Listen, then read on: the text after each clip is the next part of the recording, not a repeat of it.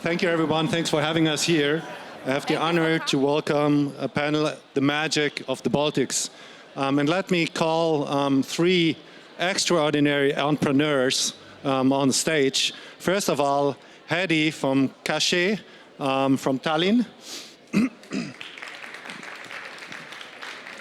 Second, Eimantas from North Security from Lithuania.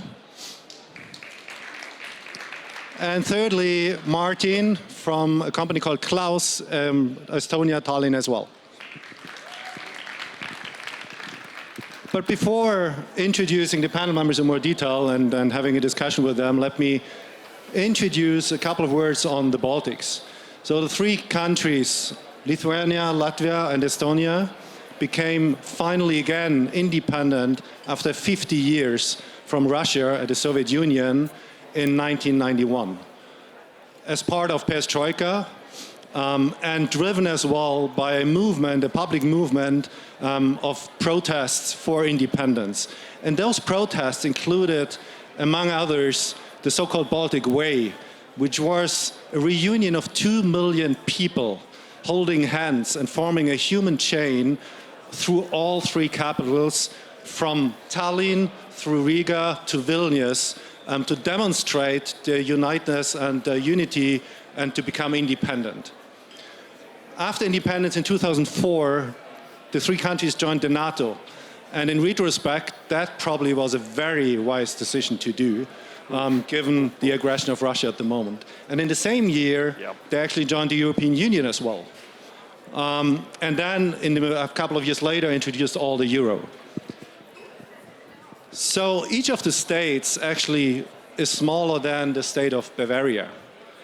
And all states together are the home to 6 million people, which actually is half of the inhabitants of the Bavaria. Even more remarkable is the journey that the countries and these entrepreneurs undertook over the last 10 and 20 years to transform the region into an entrepreneurial tech hotspot.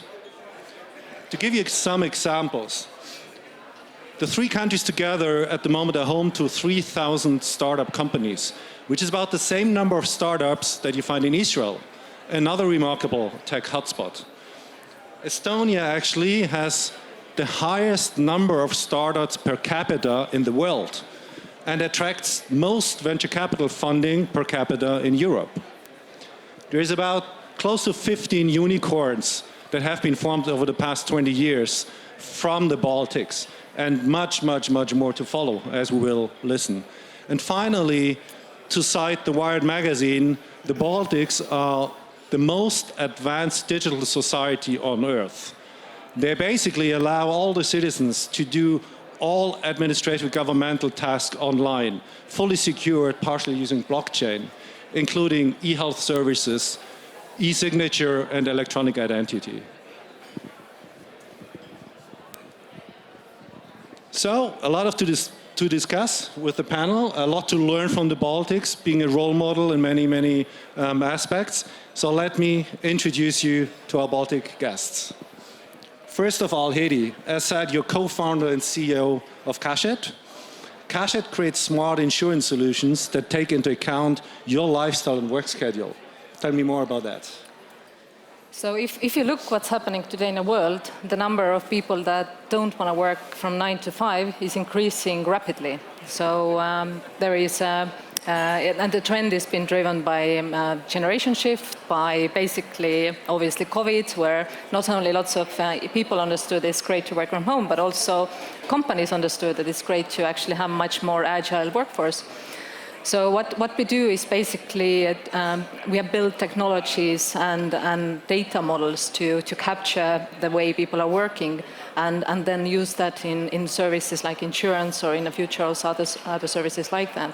And part of that also is not only people work physically or via digital, but they also share assets. So there's other types of works that actually has been done and that could be counted.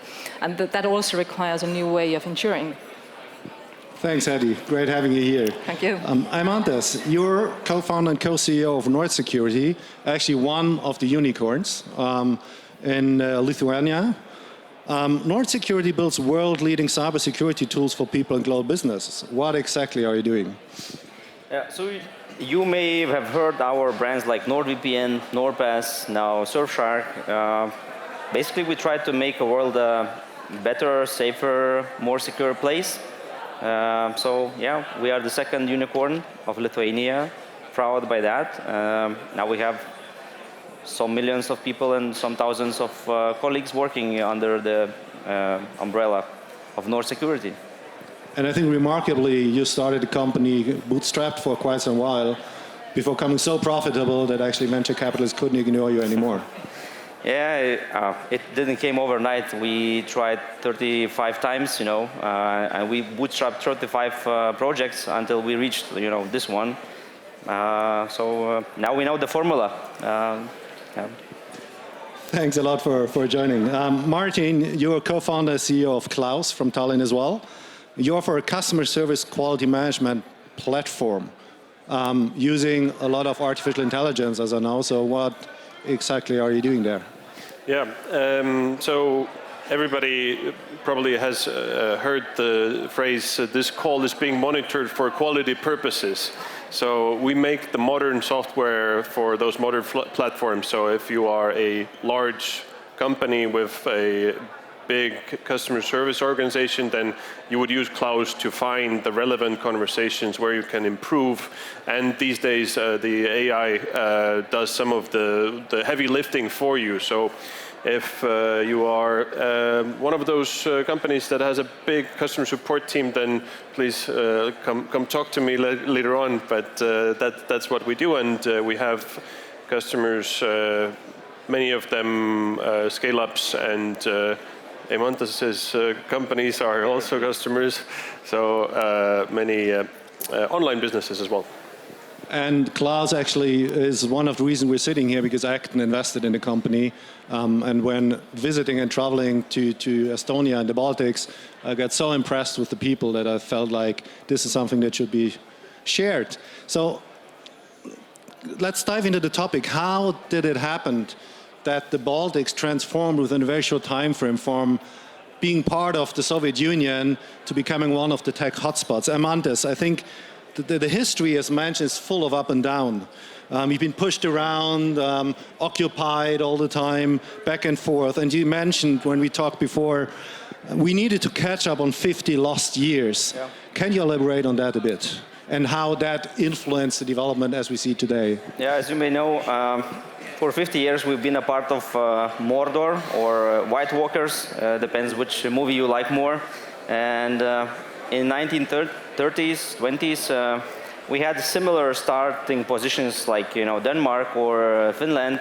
The way of living and economies, everything was pretty similar. And 50 years later, you find the damaged economy, unhealthy people, and urge to rebuild the country. So I think we were hungry to catch up for those 50 years. We had this need to prove the world that we are more part of this Western community, not the other one. And I think we are doing that until this day. Everyone is hungry in the country. Everyone is pushing hard.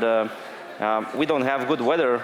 We don't grow, oranges on the trees there. So we just sit by the computer and then build startups. I think you mentioned well that the Baltics tradition was strong in science, so that a lot of the science and tech development for Soviet Union was actually coming from the Baltics. How did this look like? So I think the overall basis of engineering, it's probably more on that side, but it most likely gave a good groundwork of just the kind of type of people. But I think largely, if we look at the overall generations of how it has been built up, Estonia, I think, the kind of counts as its first bigger generation of ITs when all the e-government and the infrastructure was literally put in place. And this was done already back then quite smartly. So if you look at Estonia and some of the kind of I think this has been inspiration from lots of countries. Basically, as said, actually I need to correct you, everything besides getting married you can do digitally. So I think this is one thing that you can't do, unfortunately, or fortunately. So I think you can get divorced. I think probably actually not as you well. can get divorced now. Hedi, now I need to correct you. They changed that. You can now also do it online. Okay. Yeah. Well, see.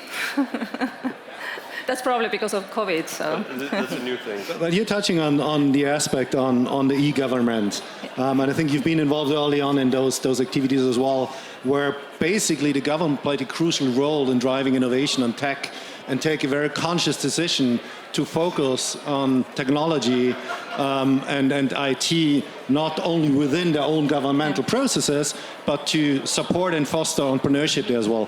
Can you explain how did it start, and how have you been able, or has the government been able to convince the people to go along that journey? I assume it's not easy to decide, let's do it and just implement it.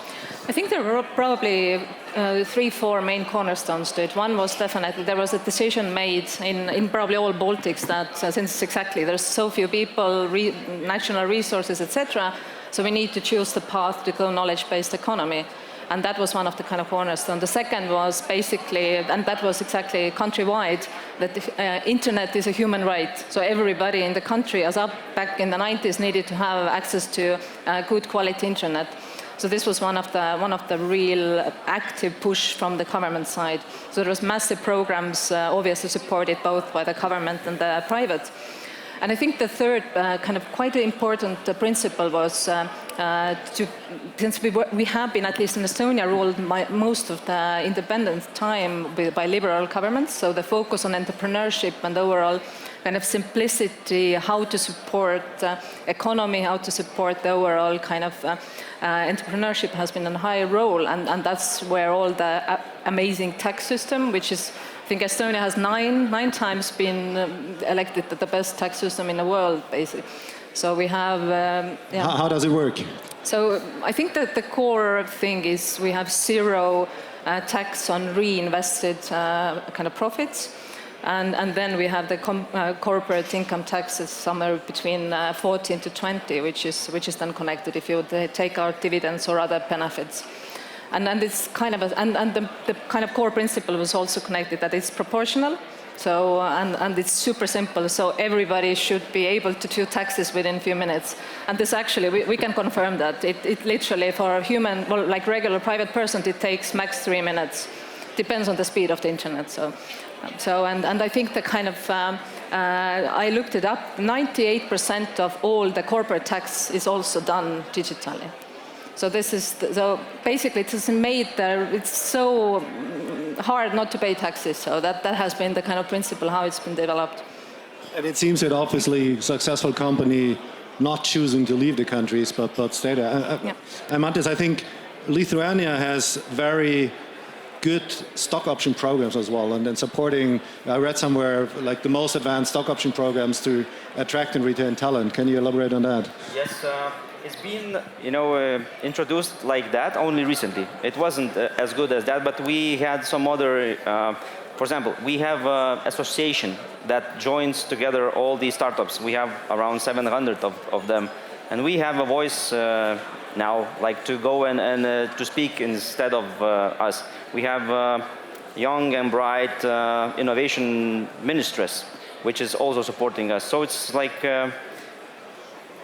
when you don't have legacy structures and you don't have legacy, systems to keep up, when you can rebuild it from like scratch, then you choose the best methods to build a country.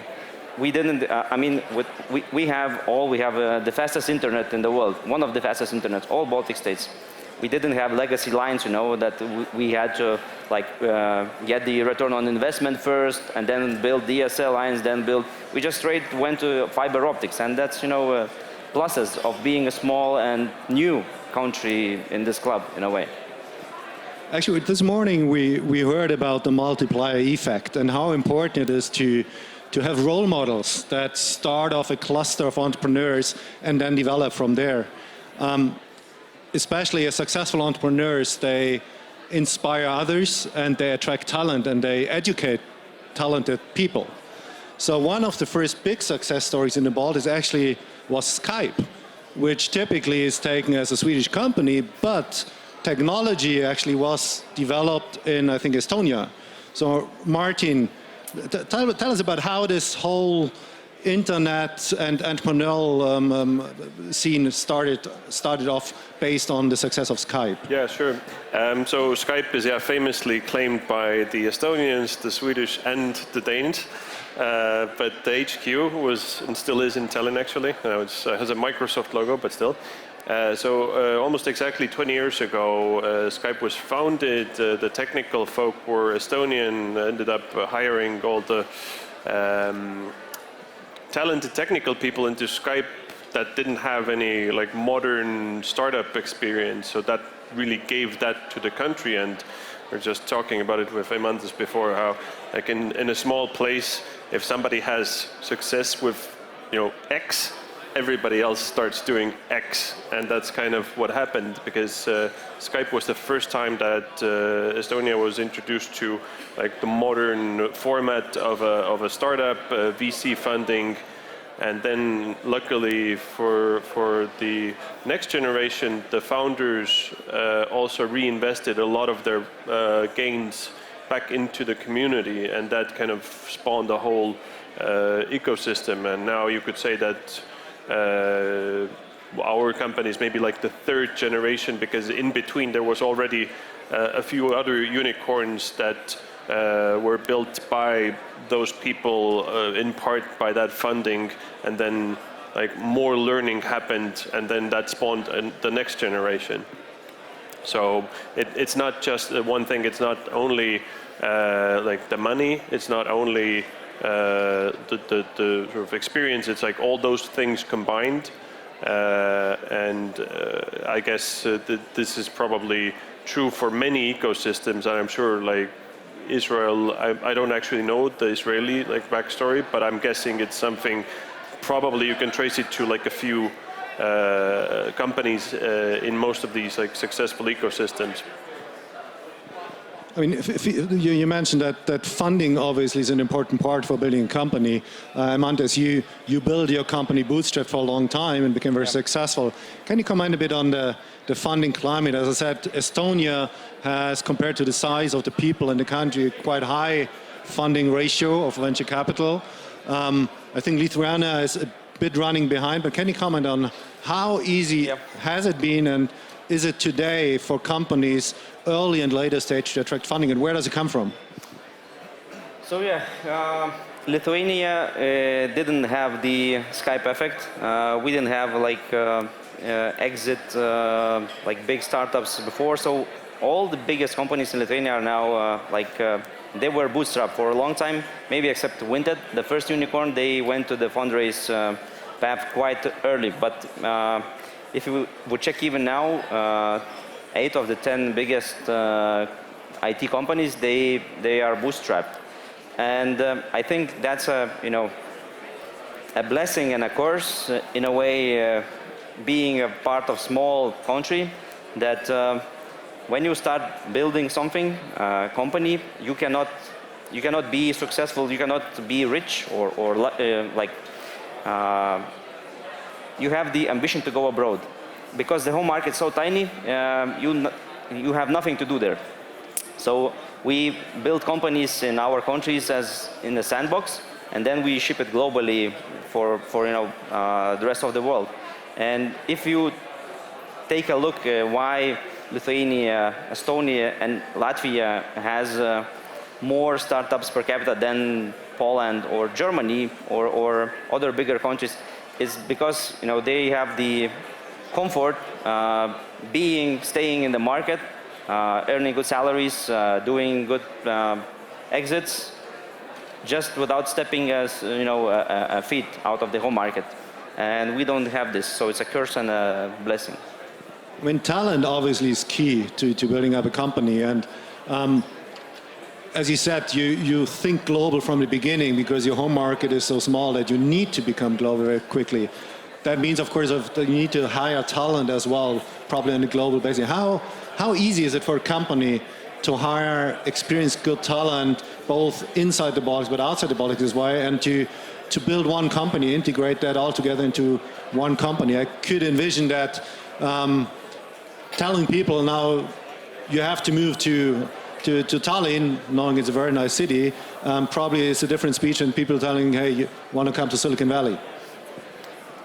Well, I can maybe comment because I've had to do like a few different formats. So in my previous job, working at Pipedrive, which is also like one of those unicorns, we were like a traditional office, and we had to move people to Tallinn if we wanted to get it done.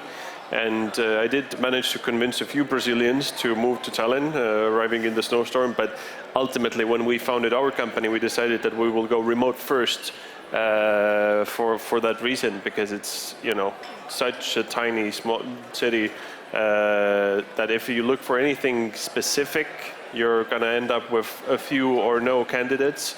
And then the other option is to get somebody to move to Estonia, which is possible, but it's just difficult. So we decided that we're going to open it up for the global talent pool and do remote. And how does it work in practice? I know you have people working from all over Europe, yet place higher emphasis, of course, of building a corporate culture. How does that look like in practice?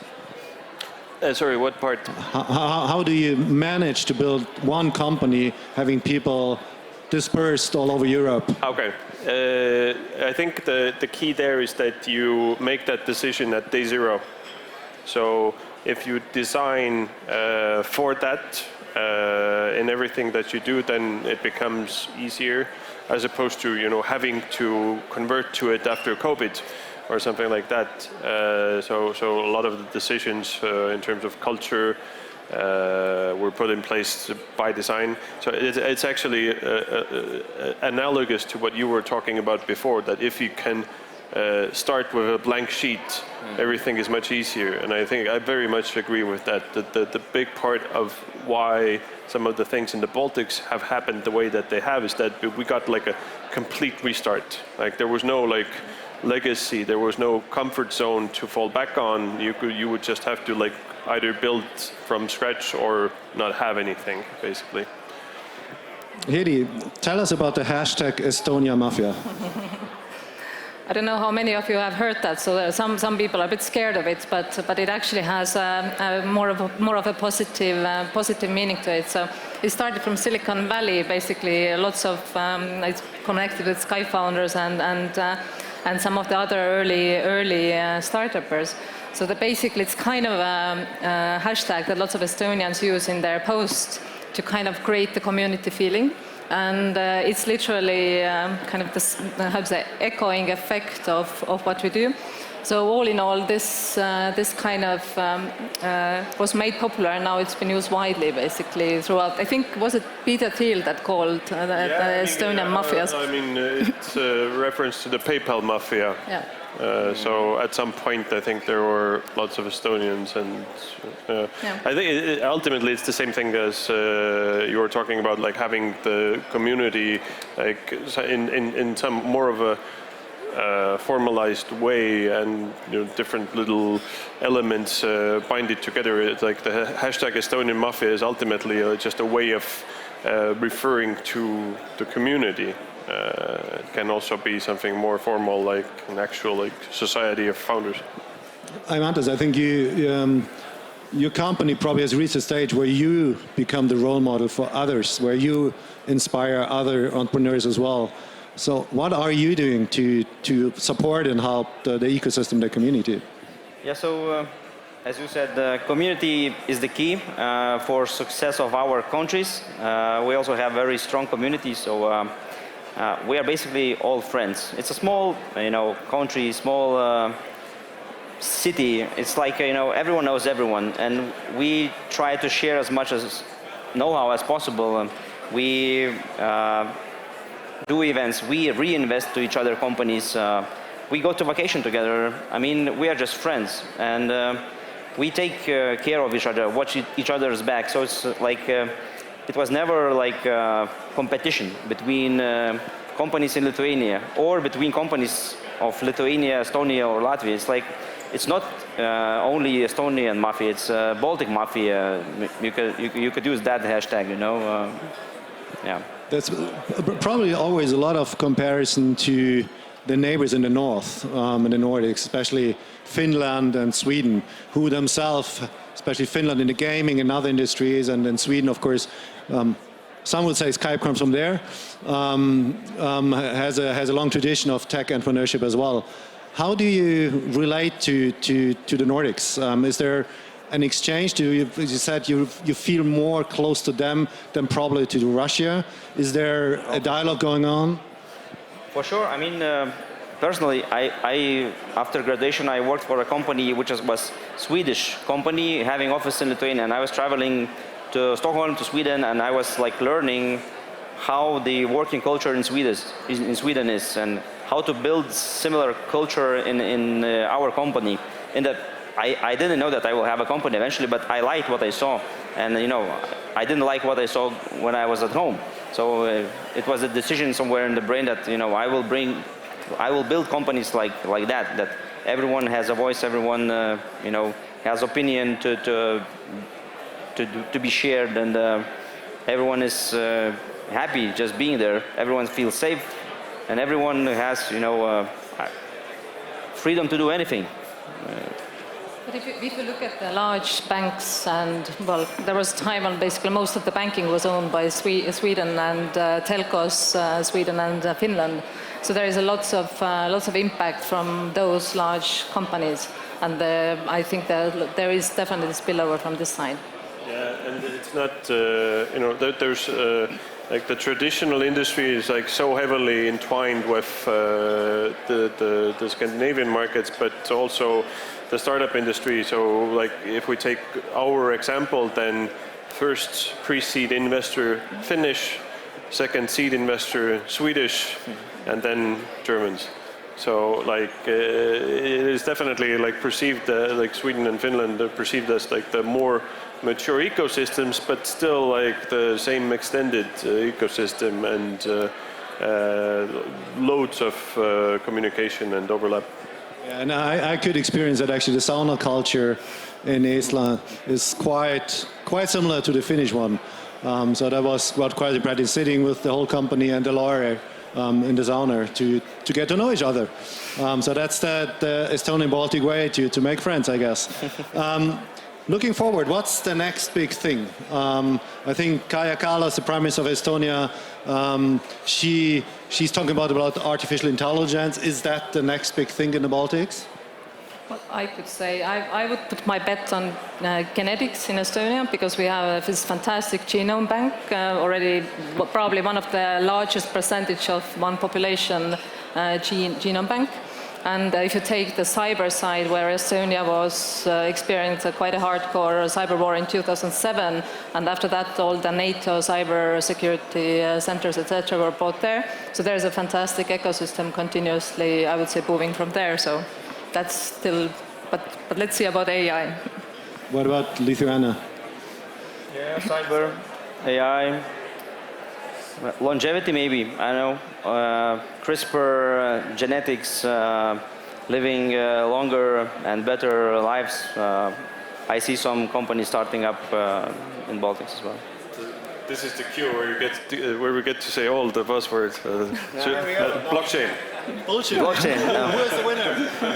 But if I genuinely have to answer, I would think it's probably going to be something a little bit more mundane. We're probably just going to keep going down this path where everybody invests more and more into the same ecosystem, and like it just becomes what it already is today, but like times 10, times 100. And maybe at some point we will also be at a point where the ecosystem starts like positively influencing other ones that aren't maybe quite there yet. We're running out of time. So last very short question and short answer. If you had one wish for the Baltics, what would it be? Continue being bold, efficient, and not to, how to say, get lazy. Eimantas. I wish nothing would change for 10 next years. I mean, in all the ways. Everything is going to the right direction, and it's very, you know, I'm afraid that no one would spoil nothing. So I wish for the Baltic to remain the Baltics and not part of Mordor. With that happy words, big clap hands for our guests from the Baltics. Thank you. Thank you so much for coming.